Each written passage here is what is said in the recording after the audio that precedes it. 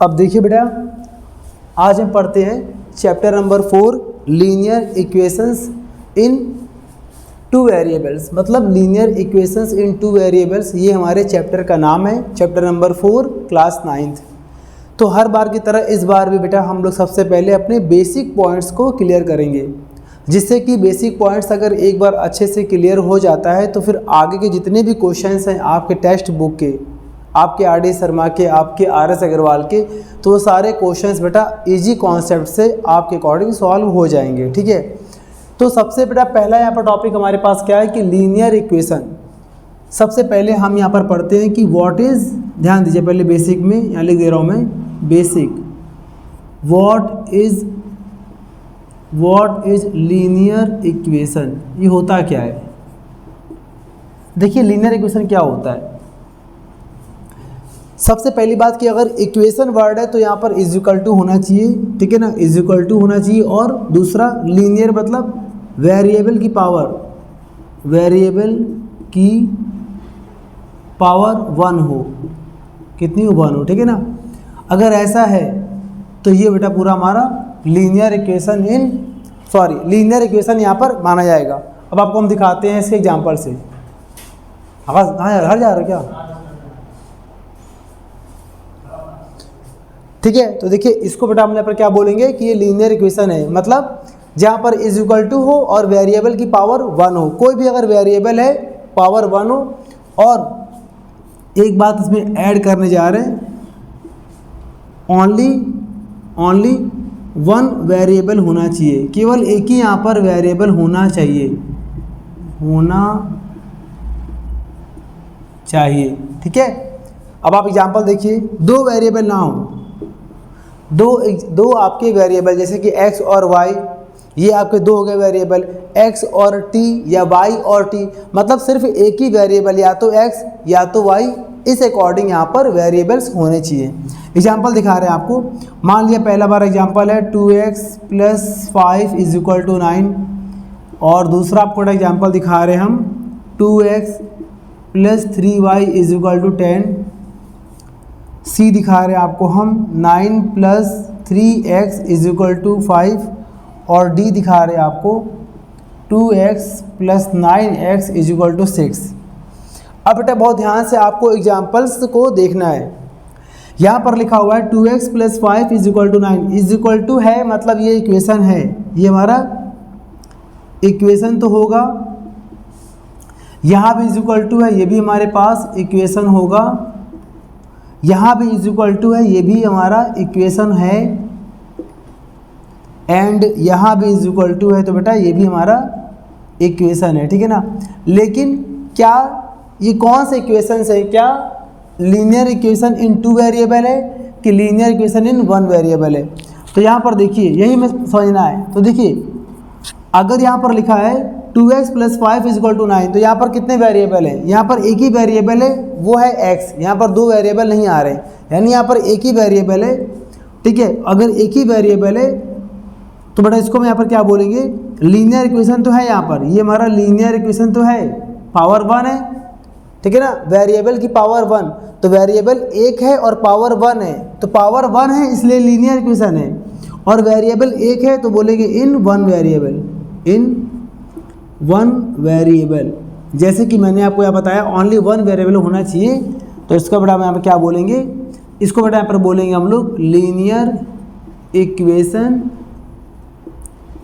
इन 1 variable. अगर 2 होंगे variable तो बोलेंगे इन 2 वेरिएबल्स, ठीक है ना। यहाँ पर देखिए ध्यान से, यहाँ पर वेरिएबल x है और यहाँ पर क्या y है, 2 यहाँ पर वेरिएबल हैं और वेरिएबल की पावर 1 है।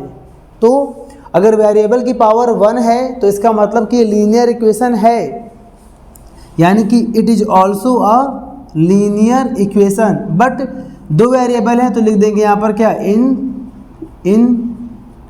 2 वेरिएबल्स, ठीक है। अब बेटा यहाँ पर देखिए, यहाँ पर एक वेरिएबल है, यहाँ पर एक सिंगल वेरिएबल है यहाँ पर, और उसकी पावर 1 है। तो चूंकि वेरिएबल की पावर 1 है तो ये हमारा क्या बन जाएगा, लीनियर बन जाएगा इक्वेशन। और सिंगल वेरिएबल है तो बोलेंगे यहाँ पर क्या, इन इन वन वेरिएबल। और यहाँ पर देखिए 2x और 9x इज इक्वल टू 6। आप देखिए देखने में यहाँ पर 2 बार आपको दिख रहा है, बट वेरिएबल तो एक ही है ना, x ही है ना। यहाँ पर वेरिएबल यहाँ पर 2 नहीं है, वेरिएबल यहाँ पर एक ही है, वो है x यहाँ पर। तो इसको बेटा यहाँ पर हम बोलेंगे it is also a linear equation. क्यों? क्योंकि पावर, वेरिएबल की पावर 1 है, पावर कितनी 1 है, ठीक है, पावर कितनी है, हर जगह 1 है, तो यहाँ पर भी 1 है। तो इस कारण से बेटा ये लीनियर इक्वेशन तो है, लेकिन इन वन वेरिएबल, भले ये 2 बार लिखा है 3 बार लिखा हो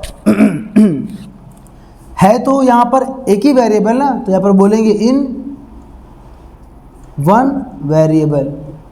तो बेटा इस तरह से यहाँ पर हो गया, ठीक है। फिलहाल के लिए जो हमें पढ़ना है बेटा, हमें इस टाइप का पढ़ना है, इस चैप्टर में हमें बेटा ये पढ़ना है। क्यों पढ़ना है? ये बोला गया है linear equations in 2 variables, 2 variables वाला लीनियर इक्वेशन के बारे में हमें यहाँ पर पढ़ना है। तो आपने अभी यहाँ पर बेसिक में क्या समझा कि कब कोई इक्वेशन लीनियर इक्वेशन बनता है। पहला तो बेटा कब बनता है लीनियर इक्वेशन? जब वेरिएबल की पावर 1 हो तो बेटा वहाँ पर बनता है लीनियर इक्वेशन, ठीक है।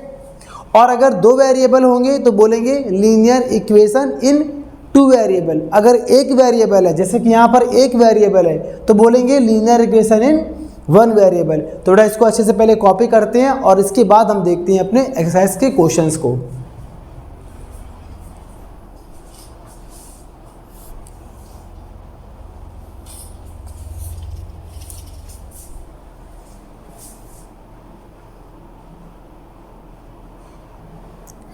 अब बेटा यहाँ पर हम लोग बेसिक में जो दूसरा बेटा पॉइंट है यहाँ पर, उसे हम लोग यहाँ पर कवर करने जा रहे हैं। और वो यहाँ पर क्या है?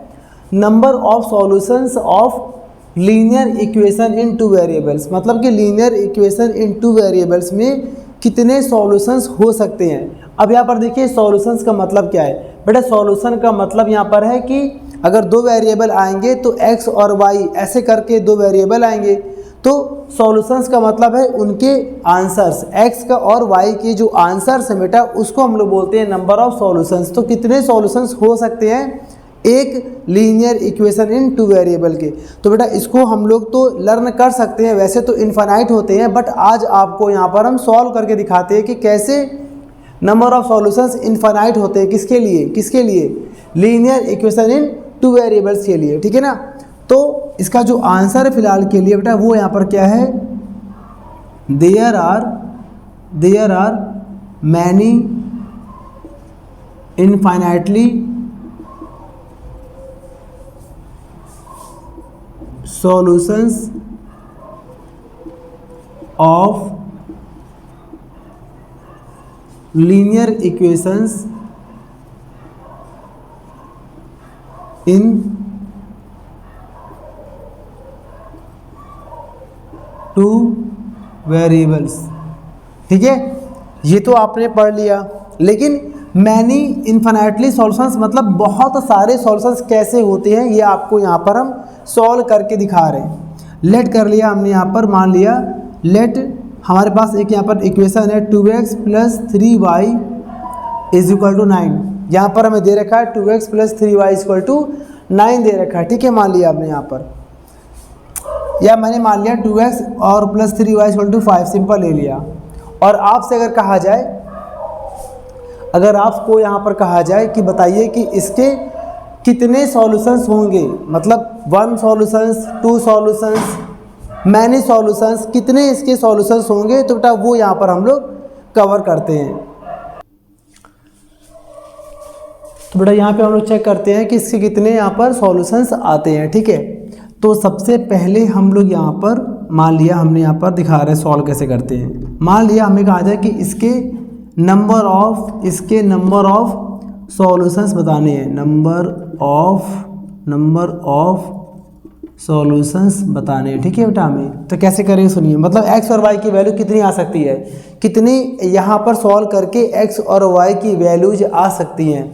तो बेटा मैंने यहाँ पर मान लिया एट x = 1, हमने यहाँ पर 1 लगाया x की वैल्यू, तो देखिए क्या आता है। पहला पार्ट x लगाइए 1 तो आएगा 2 × 1 + 3y = 5, और यहाँ से आ जाएगा 2 + 3y = 5, और यहाँ से आ जाएगा 3y = +2 है, ट्रांसपोज करेंगे तो 5 - 2 देगा, और यहाँ से आएगा 3y is equal to 5 minus 2 that is 3, और यहाँ से अगर y आएगा तो 3 मल्टीप्लाई में ट्रांसपोज करने पर डिवाइड हुआ और यहाँ से हमारा y आ गया 1।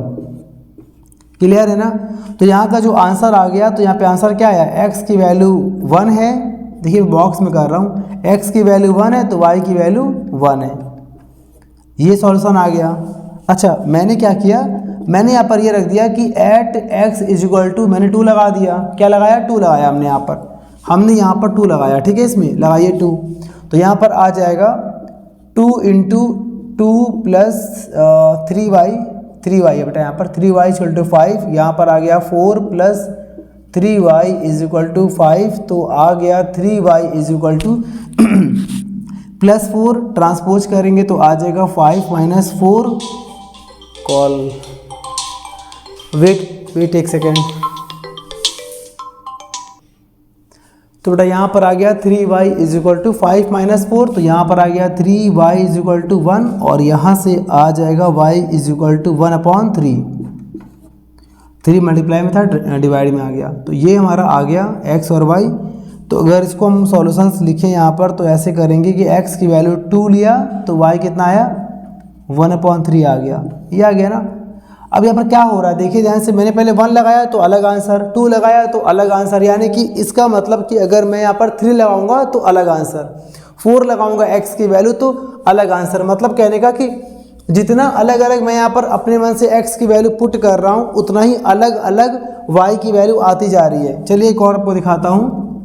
थर्ड पॉइंट मैंने लिखा at x is equal to 5 लगा दिया मैंने। इस बार कुछ भी आप लगा सकते हैं, मैं जैसा अप्लाई कर रहा हूँ ऐसा कुछ नहीं है। आप यहाँ पर x की वैल्यू अपने अकॉर्डिंग कुछ भी यहाँ पर आप पुट करके सॉल्व करेंगे तो y की वैल्यू कुछ और निकल के आएगी। यानी कि यहाँ पर इनफाइनाइट क्वांटिटी में, अच्छा सोचिए x की वैल्यू कितनी बार आप पुट कर सकते हैं, क्या 2 बार, क्या 3 बार, नहीं, आपके मन में तो कोई भी नंबर आ सकता है x को लेकर। यानी कि आपके पास प्रोबेबिलिटी कितने चांसेस हैं x की वैल्यू पुट करने के, इनफाइनाइट। अगर आप x की वैल्यू इनफाइनाइट पुट करेंगे तो y की वैल्यू भी इनफाइनाइट आएगी, यानी कि सॉल्यूशंस भी हमारे क्या होंगे, इनफाइनाइट आएंगे। इसलिए बोला जाता है कि number of solutions of linear equations in 2 variable are infinite. देखिए मैं लिखा हुआ है there are many infinitely solutions of linear equation in 2 variable. Clear है बेटा यहाँ पर ना। जितनी बेटा यहाँ पर आप वैल्यू पुट करोगे x की, उतनी ही क्वांटिटी में y की वैल्यू भी आएगी। इसका मतलब यहाँ पर क्या होगा, इनफाइनाइट क्वांटिटी में सॉल्यूशंस मिलेंगे। जैसे मैंने यहाँ पर एक और कर दिया at x is equal to 5।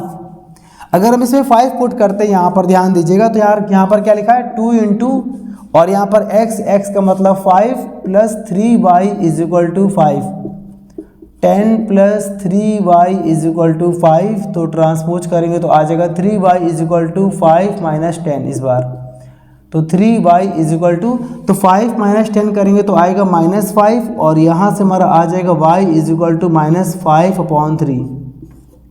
ये बेटा हमारा आंसर आ गया। ठीक है, क्लियर।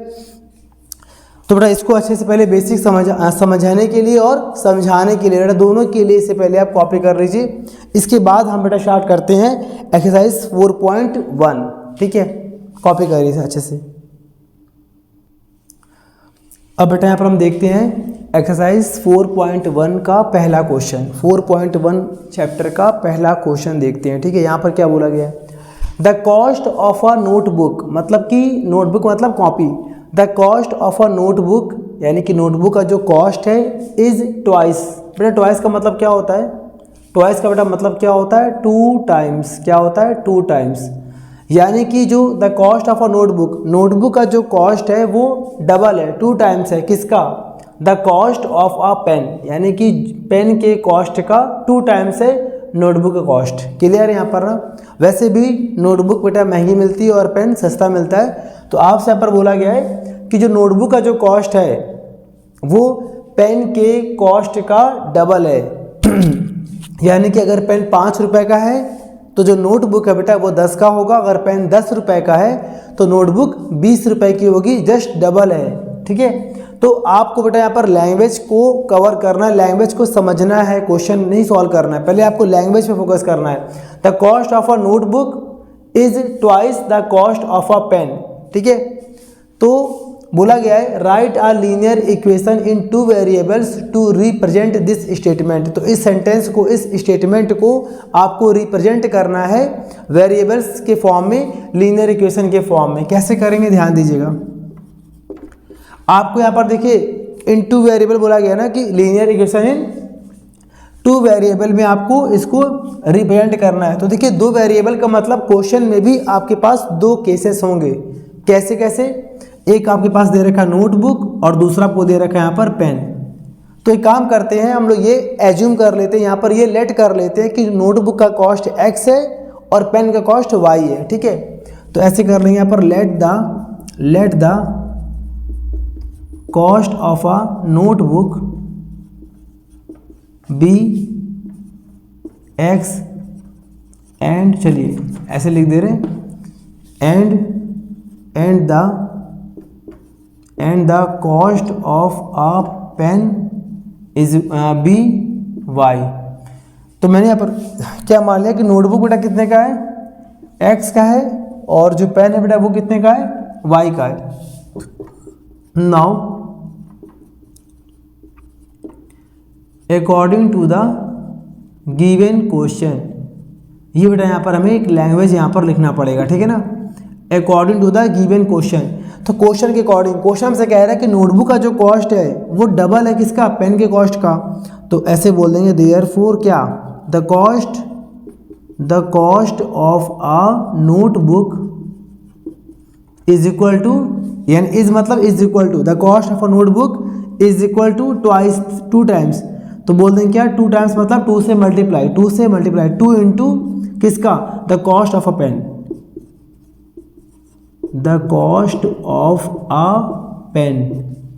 अब बेटा यहाँ पर वैल्यू पुट कर देंगे, the cost of a notebook मतलब y इज इक्वल टू 2 और the cost of a pen मतलब x, ये हमारा आ गया। अब चाहे तो बेटा इसको हम ऐसे भी बोल सकते हैं, कैसे बेटा, y प्लस में वहाँ भेजेंगे तो बचेगा 0 is equal to 2x minus y। ठीक है, कैसे भी आप इसको चाहें तो आप 2x को यहाँ पर ले आएँ, जैसे कहने का मतलब, या तो अगर हम यहाँ पर 2x को यहाँ पर लाते हैं तो हमारा क्या बनता, y minus 2x is equal to 0। तो कैसे भी आप यहाँ पर इसे लिख सकते हैं, उससे कोई भी अंतर नहीं आएगा, आपको नंबर बराबर मिलेगा। ये तीनों का मतलब यहाँ पर एक ही है। तो ये बेटा हमारा पहला क्वेश्चन खत्म होता है। इसे अच्छे से बेटा आप समझकर कॉपी करिए। अब हम देखते हैं इसका दूसरा क्वेश्चन।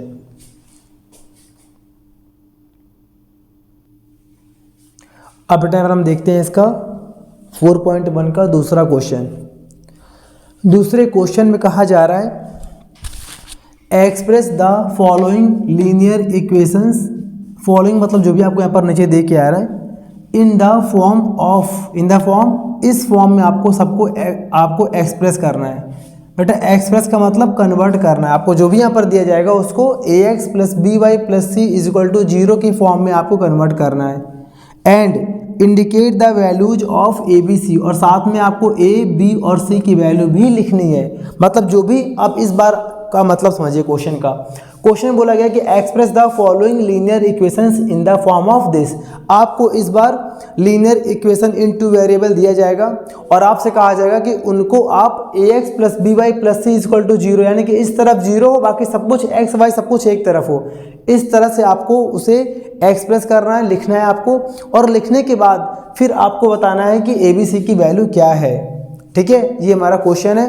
बेटा मैं इसका पहला पार्ट कर रहा हूँ और साथ में एक दो पार्ट्स और इसके मैं सॉल्व कर दूंगा, लेकिन बाकी बेटा रिमेनिंग पार्ट्स को आपको सॉल्व करके उसके आंसर को बेटा कमेंट में लिखना है। ठीक है, ये बेटा आपका वर्क है, आपको बेटा प्रैक्टिस करना है। ठीक है, समझिए पहले कैसे यहाँ पर करना है। क्लास 9th पहला यहाँ पर पार्ट दे रखा है 2x plus 3y is equal to 9.35 और 5 के ऊपर लगा है बार। बार का बेटा मतलब यहाँ पर क्या है कि 5 रिपीटेड है, 5 यहाँ पर मेनी टाइम्स लिख सकते हैं। ठीक है, इससे यहाँ पर कोई मतलब नहीं है, मतलब सिंपल सा एक नंबर है। ठीक है, कैसे करना है इसको, हमें इस फॉर्म में कन्वर्ट करना है। तो इस फॉर्म की खास बात क्या है, जिस फॉर्म में हमें कन्वर्ट करना है उस फॉर्म की खास बात क्या है कि उसमें राइट हैंड साइड 0 है।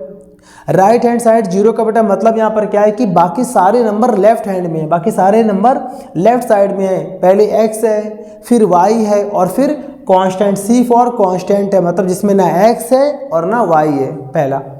दूसरा देखिए कि ए क्या है बेटा, ध्यान से देखिए ए यहाँ पर क्या है, तो x के अलावा जो भी साथ में जुड़ा है x के, वो यहाँ पर क्या है, ए है। और बी वाई का बड़ा मतलब, अगर आपसे बोले कि बहुत ध्यान से फोकस करके देख के बताइए यहाँ पर कि बी क्या है, तो बेटा यहाँ पर बी क्या है, बी जो है वो y का कोफिशिएंट है, यानी कि y के साथ y के अलावा जो भी नंबर अटैच होगा b में, मतलब y के अलावा जो भी आपको दिख जाए y के साथ, जैसे यहाँ पर मान लिया हमारे पास लिखा है 5y, तो y क्या है यहाँ पर, y का कोफिशिएंट क्या है, 5 है, यानी कि 5 जो है वो y में अटैच है। अगर हम y को हाइड कर ले तो खाली 5 दिखाई पड़ेगा, वैसे यहाँ पर y के अलावा क्या है, b है, यानी कि b is the coefficient of y, a is the coefficient of x and c is the constant term, ठीक है ना। c यहाँ पर क्या कांस्टेंट है, विदाउट x एंड y, बिना x और y का कांस्टेंट है। तो इस तरह से हमें यहाँ पर फाइंड करना है, लिखना है। अब हम देखते हैं क्वेश्चन को।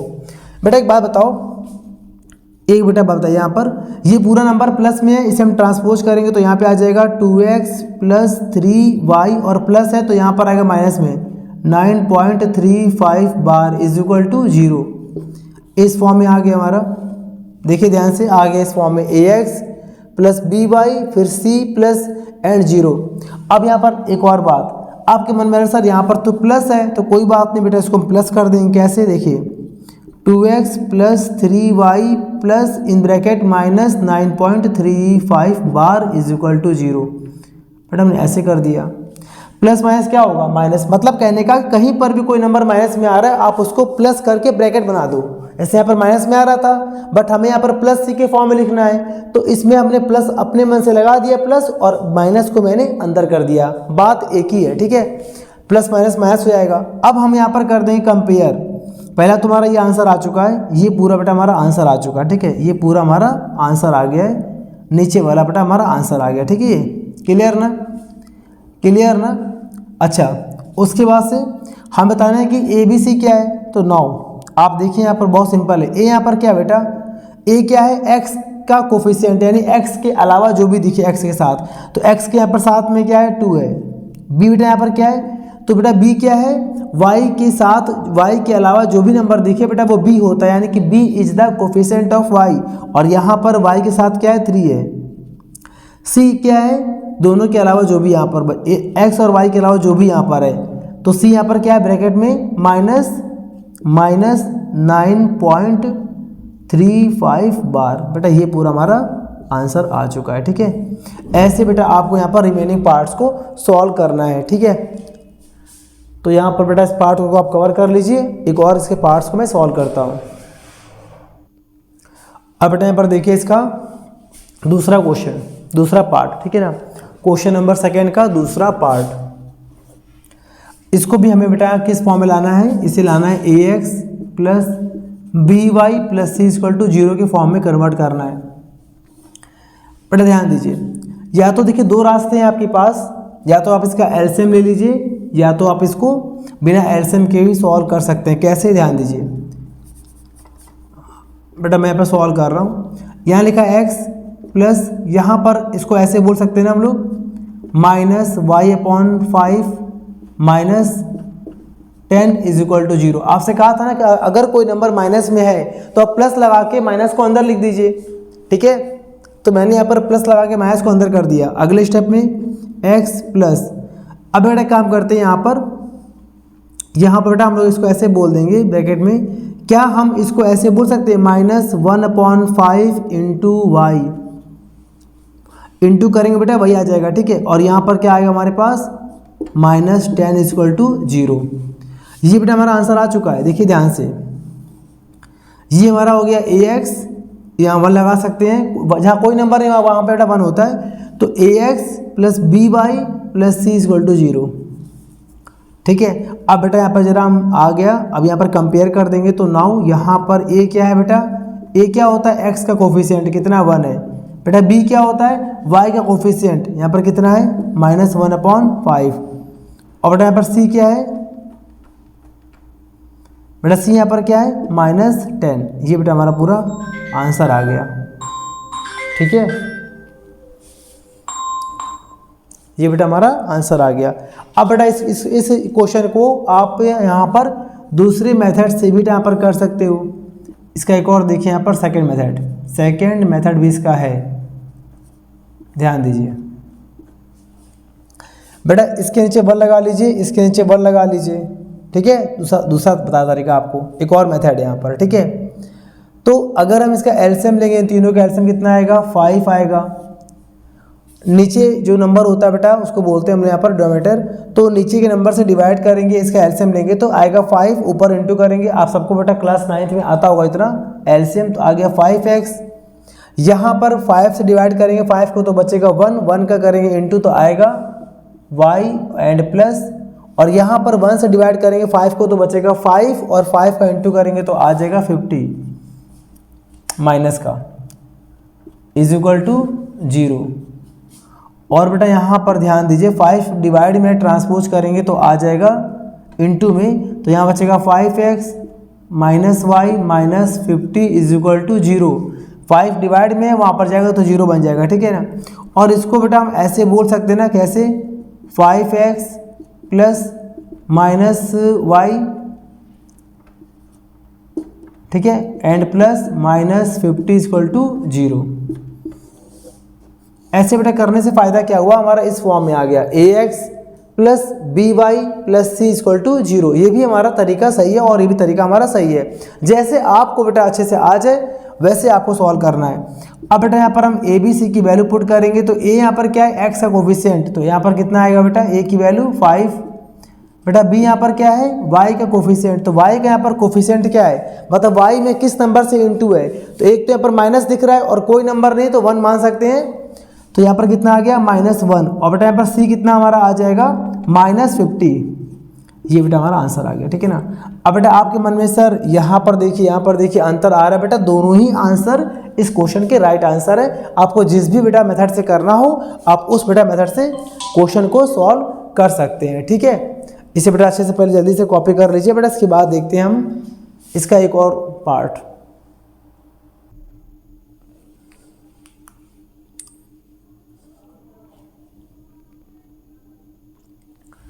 अब बेटा यहाँ पर देखिए क्वेश्चन नंबर 2 का 4th और 6th पार्ट देख लीजिए आप, ठीक है ना। क्वेश्चन नंबर 2 का 4th और 6th पार्ट आप यहाँ पर देख लीजिए। इन दोनों में आपको बेटा x और y की वैल्यू फाइंड करना है, ठीक है ना।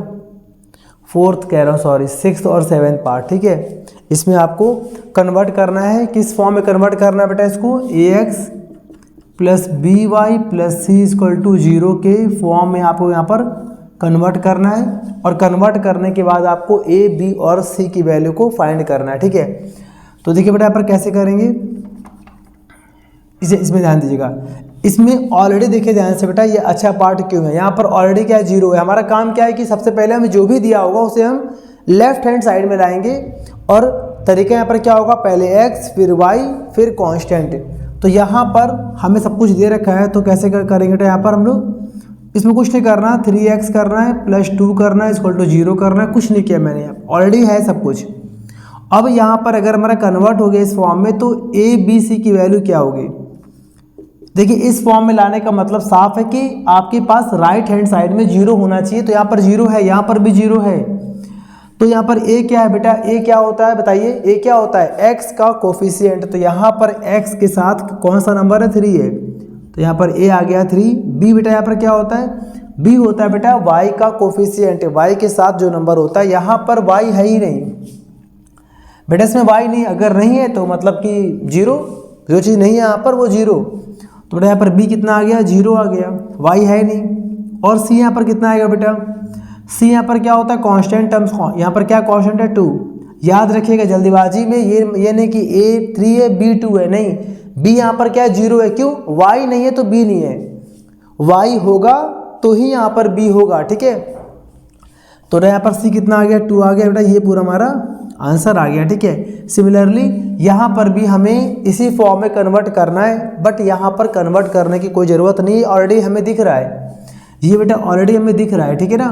कैसे करेंगे, यहाँ पर इसको पहले कॉपी कर देंगे, y माइनस 2 इक्वल टू 0, ठीक है।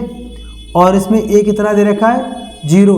क्यों बेटा, क्यों, क्योंकि यहाँ पर x नहीं है। अगर यहाँ पर x, देखिए इसमें x है क्या, अगर x नहीं है तो a भी नहीं होगा, क्योंकि अगर x होगा तो यहाँ पर a होगा, x नहीं है तो a नहीं है। बेटा बी क्या होता है, बी होता है y का कोफिशिएंट। तो यहाँ पर y में किस नंबर से इंटू है, कोई नंबर नहीं है, तो यहाँ पर 1 मान लेंगे, b 1 हो गया। और c यहाँ पर बेटा कितना दे रखा है, c होता है कांस्टेंट, बेटा वो यहाँ पर दे रखा है -2।